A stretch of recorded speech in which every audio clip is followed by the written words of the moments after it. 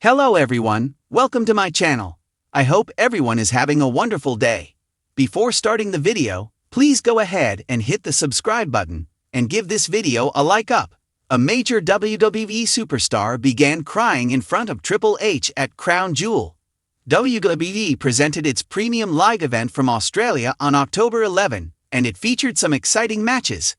One of the marquee matches saw WWE Women's Champion Tiffany Stratton take on the Women's World Champion Stephanie Vaquer in a champion versus champion match to determine the Crown Jewel champion. The match ended with La Primera hitting a spiral tap to secure the win. After the match, Triple H entered the ring to present Vaquer with a ring and the Crown Jewel championship. At this moment, Vaquer was overwhelmed with emotions and couldn't hold back the tears. She started crying as Triple H raised her hand. Vaquer then cut a promo talking about her success. She said that his win represents the support and love the fans showed her. She mentioned that fans believed in her, and now she believes in herself too. Vaquer has been strongly pushed by WWE since her call up to the main roster. She won the 20-woman Battle Royal at Evolution to become the #1 contender for the Women's World Championship, and won the title after beating Io Sky at WrestlePalooza. At WrestlePalooza, Stephanie Vaquer defeated Io Sky to win the Women's World Championship for the first time. Some fans saw this as an upset given how established Sky has been on the main roster. After her win, she shared an emotional moment backstage with HHH. The game uploaded the video of their interaction on Instagram and shared a message. He noted that the La Primera era has just begun, suggesting that there is more to come from the former NXT Women's Champion. Fans will be waiting to see what's next for Vaquer after her recent big win. Shergill Malik is a writer at Sportskeeda and covers pro wrestling. He was hooked on the product from the moment he saw the Hardy Boys jumping off ladders during the Attitude Era. While he comes from an engineering background, Shergill's love for pro wrestling and content writing led him to pursue a career in sports journalism. Before assuming his current role at Sportskeeda, Shergill worked at other reputable organizations for 5 years. While writing articles, he ensures that he only relies on credible sources for information and covers relevant subjects that do not project an agenda against a particular person or association. WWE legend Paul Heyman once shared Shergill's work on his social media handle. Shergill's earliest memory of pro wrestling is watching Stone Cold Steve Austin and The Undertaker square off for the WWE title in the main event of a pay-per-view in 1998. His favorite wrestlers are Randy Orton and Jeff Hardy. While he admires Orton for his character work as a heel, he looks up to Jeff because of his unique wrestling style and risk-taking ability. If he could go back to the Attitude Era, Shergill would like to manage Ken Shamrock and be his mouthpiece. He feels Shamrock's promo skills prevented him from becoming a main event-level act in WWE. Hence, he would like to help the UFC Hall of Famer get over with fans. The echo of the crowd still thundered faintly through the concrete walls of the backstage hallway. The match was over. The show was done. But the energy, that wild electric hum that fills an arena when the lights hit the ring, still clung to the air, heavy and trembling like an aftershock. Roman Reigns walked slowly down the corridor, head down, sweat glistening across his shoulders. The tribal chief, the head of the table, the man who had carried the WWE for years, now looked small, not weak but weary. The kind of weary that runs deeper than muscle fatigue. The kind that touches the soul. He passed by crew members who gave him respectful nods.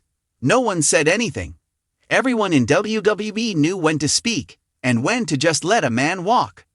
Roman stopped outside a locker room door with a brass plate that read, Paul Triple H Levesque, EVP of Talent Relations. Roman opened the door. Triple H was sitting at his desk, glasses on, looking over production notes from the night's show. He glanced up and smiled. That proud, fatherly smile that made so many superstars feel like they belonged. Hey Joe, he said, using Roman's real name, Lady Joseph Anoa'i. You killed it out there tonight. That ending, man, that was special. Roman nodded slowly but didn't speak. He stood there for a moment, eyes fixed on the ground. The silence stretched. Triple H leaned back in his chair, sensing something.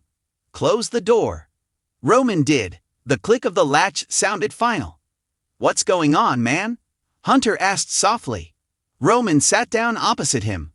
His massive frame filled the chair, but he suddenly looked fragile, like the weight of every storyline, every expectation, every chant of "this is awesome," had fused into something unbearable. He rubbed his hands together. For a moment, he didn't look like Roman Reigns, the indomitable champion. He looked like Joe, a husband, a father, a man who'd been fighting battles both in the ring and far outside it. "I don't know if I can keep doing this," he said finally, voice cracking. Triple H's face softened. "Doing what? The schedule? The travel?" Roman shook his head. "No. All of it. The persona. The pressure. The people looking at me like I'm invincible when half the time I feel like I'm breaking inside." Hunter leaned forward, elbows on his knees. "You've been carrying this company, Joe. For years. It's okay to feel that." Roman let out a short, broken laugh, not out of humor, but pain. "You know what's crazy? When I was gone in 2018 fighting leukemia, I promised myself that if I ever came back, I'd enjoy every second. I told myself I'd never take one arena, one fan, one moment for granted." He paused, his voice tightening. "And I meant it. But somewhere along the way, I stopped being Joe. I became Roman Reigns. This god, this tribal chief, this untouchable thing. And people bought it. Hell, I bought it. But now..." His voice trailed off, and he looked up, eyes glassy. "Now, I don't even know who I am without it." Triple H listened silently, nodding slowly. He'd been there, the man behind the game, the legend who once ruled the ring, but also knew the cost of living larger than life. Roman took a deep breath, and his composure finally cracked. Tears rolled down his cheeks, glistening under the office lights. He didn't hide them.